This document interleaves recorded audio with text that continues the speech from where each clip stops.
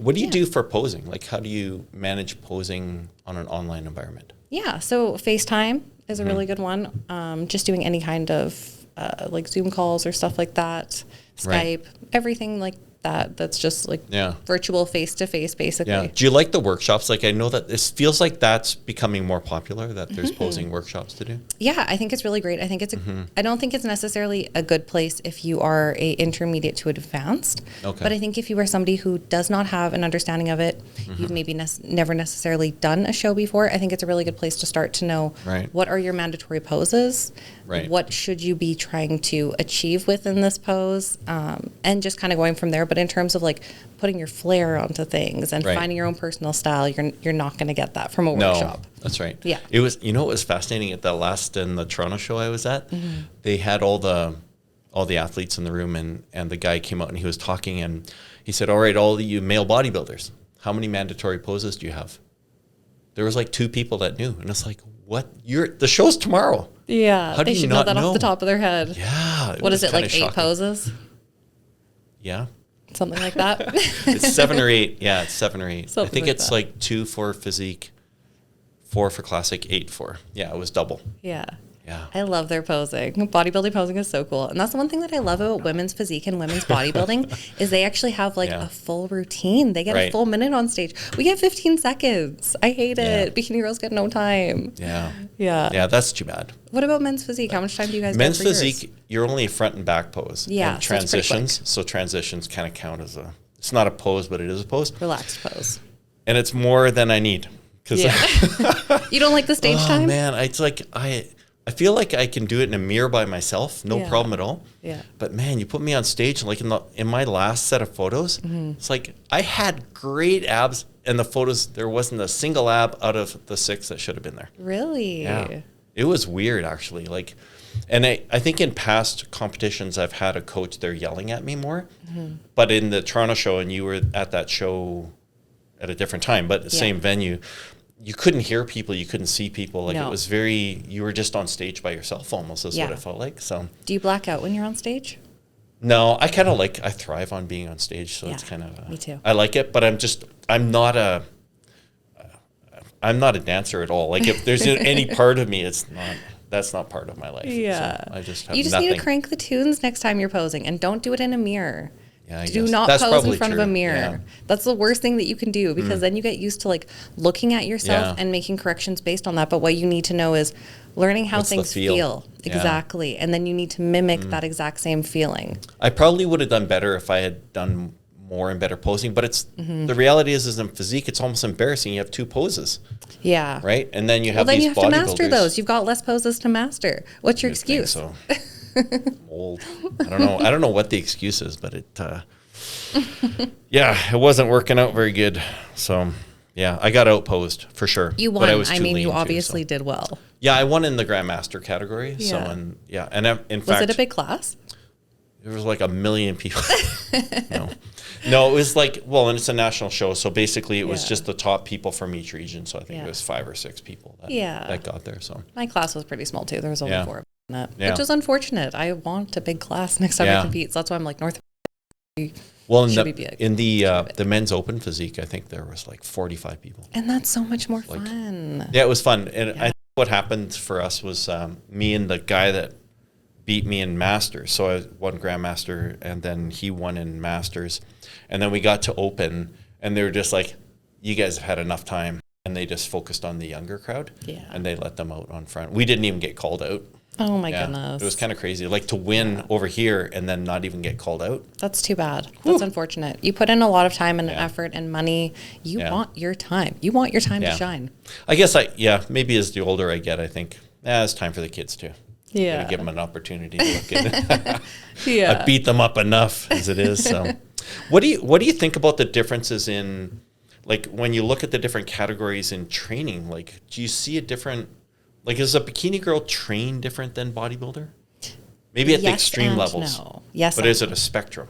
Definitely a spectrum. Yeah. So when I was first coming into the category and when I was competing in bikini, I would have been doing more of a full body workout and I'm working all of the different areas because I need to build up my back and my shoulders. I need to build up my legs. I need to build up my glutes. I need to build up everything. So I would be training all of my body parts, which is more similar to what a physique a figure, women's physique or bodybuilder would be training. Like, were you doing like push-pull legs? Were you doing full body more splits? More of like a bro split. So like one body part per week is kind of how I got into it. Right. And then once I've built up my certain areas, then you kind of focus on, okay, which ones do I need to train more? And then kind of building out my split that way. Right. Nowadays, though, my training is so different. It's so different. It's very specific to certain areas just because I have, I guess, fewer areas that need more work. Right. So for me now, it's basically just shoulders and glutes. I train glutes like 4 days a week now. Wow. That's crazy. It's all glute training. Wow. Yeah.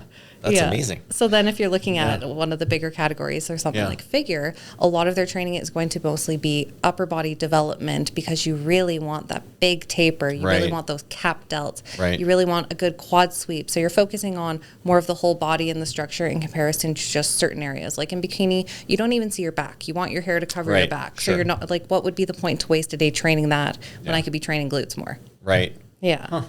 And like when in your workouts, are you everyone talks about progressive overload and, like, are you worried about, I got to deadlift 300 pounds? Or like, are you more like, how do you look at your reps and sets within your exercises? Yeah, so it definitely changes depending on what my caloric intake is, depending on how much energy that I have to expend. So I was just in my off season, which means that I was being fed very well. Yeah. So a lot of my training was progressive overload, and I was going in there like, how much can I lift today? What is the maximum amount that I can lift without my form being compromised, and making sure that I'm getting a really good stretch, a really good contraction, and a good squeeze with the muscle. So I was definitely going into the gym and pushing myself and training as hard as I could, whereas now that I'm going to be starting to cut down a little bit, I'm definitely going in there with the same intensity, but the reality is I'm not going to be able to lift the exact same amount. So I'm going to be trying to say, okay, if I hit X amount of reps with this weight last week, can I get one more rep in this week? So not necessarily increasing the weight, but increasing the reps. So still time under tension, still trying to, increase my workload that way, but just slight variations in the training. As you go towards, say, a show, and do you see kind of an evolution of where you are cutting volume, cutting intensity, or do you? Because the reason I ask is I know guys that say, no, you build into the show, and it's like, not so sure. Not so So it can kind of go in a little bit of a wave for me. I find that like as I'm getting into it, I can still continue to climb, but there is a point when you hit that where it's just like, okay, well now I'm just too exhausted and I can't necessarily push the same. But the goal is to maintain your intensity, because the less food that you're getting, the less food that you have to repair your muscles. Right. So you still want to make sure that you're lifting as much weight as you can to keep your muscles full of blood, to keep your muscles working, and to try and retain as much muscle mass as you have. You don't want to then be like, oh, well, I'm tired, I'm going to start lifting less, because you're just going to be wasting away anyways as you're dieting down. So you want to try and keep the intensity, whether that happens or not. Right.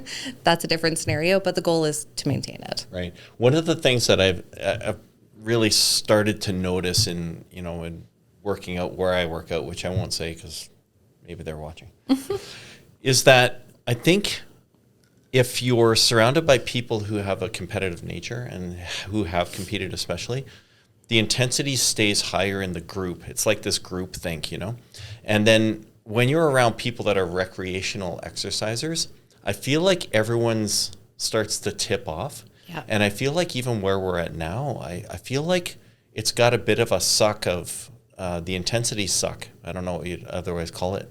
And no one's really working out that hard.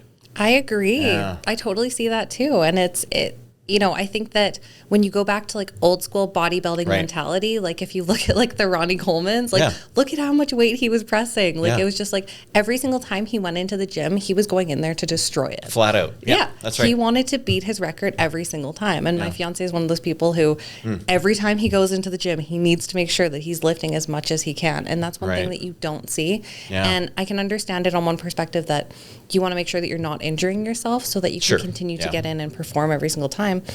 But if you want to develop really dense muscle, the only way to do that is by lifting heavy weights. That's it. I got to go work out with Harvey. You do. It'd be so fun. Yeah. He will kill you. Sometimes I just need the kick in the butt, you know? It's so true. And that's why I love working out with other competitors too, because it's nice to have somebody who is more advanced than I am, because then it gives me something to try and work towards and strive towards. And that's why I loved working out with my fiance for so long, is because he's so much stronger than me that every time I got into the gym, he would push me and he'd be like, you know, today we deadlifted 225, tomorrow we're going to deadlift this. And I'd be like, oh, I don't know, that looks a little heavy. And then he'd be like, no, we're throwing plates on. And eventually I got up to deadlifting 315. Oh, wow. For a double. Really? For a double. I can show you videos impressive. after. It was. Wow. That's when I was training for figure, and when I was, you know, really going hard in the gym. And that's the thing, like my training, it was the best training I've ever done then. And I would love to get back to that, but it's such a complete different style that it definitely does not jive with the direction that I'm trying to go. Yeah, I find that a lot of people get in, like just everyone I know almost, is they'll have a routine and it'll say, okay, I got to do bench press. I'm going to do 4 sets of 10. Yeah. And then they do 10, they get up and they go do something else. And it's like, wow, like, I don't think you worked out very hard just now. No. And the thing is too, and it's just like, why would you cap yourself? If you can do 10 easily. Do 15. Exactly. Do 20, just whatever do more. You can do. Or put more weight on. Today, it was interesting. I had watched some videos and I maybe my mind is here where it's like, I think I need to work out a lot harder than I am. Yeah. And so one of the videos was like, you got to do centuries. If you need a reset, do centuries. What is that? So a century is when you do 100 reps. Okay. Yeah. In one set. And so with no break? Well, the break is only like, I can't move my arm. Yeah, so I got to take 3 breaths and then I'm going to keep going. Yeah. So last night I did bicep tricep I did 2.5 sets. I couldn't even get through the 3rd set of hundreds. And that's probably why my arms are sore. And then today I did incline dumbbell press. Yeah. And I was like, I can dumbbell press a fair amount, and I was using 25s. It was pretty funny actually, but I think Chris Piana was one of those people that did that as well. It was like 100 curls and stuff like that for his arm days. Yeah, and I think it's, you know, and I don't know if I would say, or you know, if someone said I need a really good routine to get big, I don't think that's the routine. Yeah. But I think if you need a reset to say, are you working very hard? Yeah. That's a good reset. Totally. That's a good to wake you up and say, you need to hurt a little bit. And if you're not hurting, you're probably just going through the motions. Hey, this is Craig. Thanks for watching this episode. I have a number of really interesting people that I'm going to be speaking with over the next while. Don't miss an episode. They're going to be great.